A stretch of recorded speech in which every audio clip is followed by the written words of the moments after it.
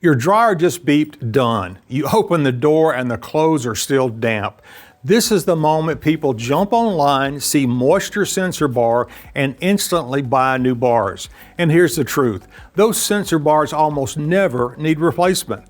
What usually needs help is something way simpler, way cheaper, and something you can fix in minutes. Let's get your dryer making smart decisions again so it stops quitting early or running forever.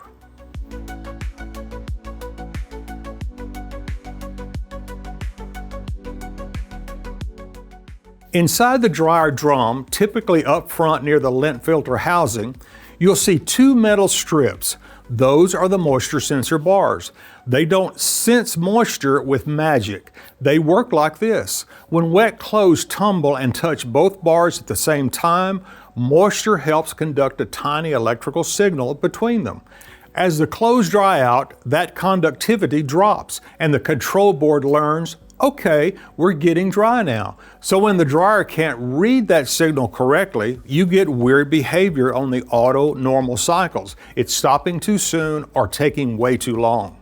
Now here's the important part. Those bars are basically just metal strips.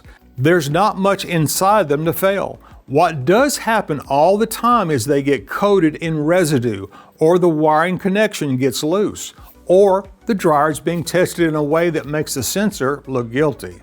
You're not alone if you suspect the bars. Most people do. But you're going to confirm the problem instead of guessing. Before we touch a screwdriver, do this quick check in your head. If your dryer heats fine on a timed dry cycle, but acts strangely on the auto cycle, that points toward the moisture sensing system or airflow, not usually a heating problem. Also keep in mind, tiny loads can trick the sensor. If there aren't enough items tumbling and contacting both bars regularly, the dryer can think it's dry. Same thing if you're drying one bulky item that kind of slaps around but doesn't consistently brush the sensor area. So, quick win. Test auto dry with a normal size load or toss in a couple of clean, dry towels with the item. If the problem disappears, the sensor bars weren't bad. You just proved it was a load or contact issue. Suppose it's still acting up. Cool. Let's do the fix that solves this most of the time. First, unplug the dryer. Not because we're scared, because you're going to have your hands near wiring and metal edges. And we're doing this the smart way. Now locate the sensor bars. Depending on the dryer, you'll see them inside the drum near the front, often next to the lint filter housing. Two smooth metal strips, usually parallel. Here's where people usually mess up. They wipe the bars with a dry rag and call it clean.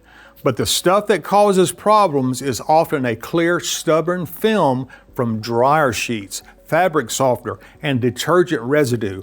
It can be invisible and it can absolutely block conductivity.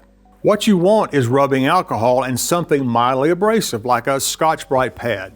You're not trying to sand the bars down, you're just breaking that film so the metal can see the wet clothes again. Wipe the bars down with alcohol, scrub them lightly, then wipe again until the cloth doesn't come up with that slick feeling anymore. That's it. That alone fixes a huge percentage of sensor problems, and you don't buy a single part. That's a win. If it's still not behaving, we're going to do one more level of checking, and this is still beginner friendly. Unplug the dryer again if you plugged it in to test. A lot of dryers let you access the sensor wiring from the top panel or the lower front panel, depending on the design. You're looking for the connector that goes to those sensor bars up front. Now here's the gotcha. The bars themselves rarely fail, but the connection can. Vibration over time can loosen a plug, a wire can rub on metal and wear through, or a spade connector can get a little oxidized and start giving inconsistent readings. If you can reach the sensor harness connector, unplug it and plug it back in firmly. You want that satisfying seated feeling. Look for any obvious corrosion or a loose terminal. If you have a multimeter, this is where you get to feel like a pro without it being complicated. With the dryer unplugged, you can check continuity through each sensor bar circuit back to the harness. On many models, you're basically verifying that sensor bars are connected to the control system and not open. If that sounds intimidating, don't overthink it. You're just answering, do those bars have a solid electrical path, or is there a break? No continuity where you should have it. That's where you inspect for a broken wire or a damaged connector. Still usually not the bars themselves. If the sensor bars are good and clean, the wiring is good, the only thing left would be the control board. Once everything is clean and reconnected, put the panels back the way they were and plug the dryer in. Now, run a real-world test that actually uses the sensor. Put in a small, damp load, like a few towels that you've run under water and wrung out so that they're not dripping. Start an auto or normal cycle. A properly working moisture sensor system won't instantly jump to cool down when the load is obviously damp. It should run, adjust time reasonably, and dry the load without you babysitting it. If it now behaves normally, you just saved yourself the cost and hassle of replacing parts that weren't bad.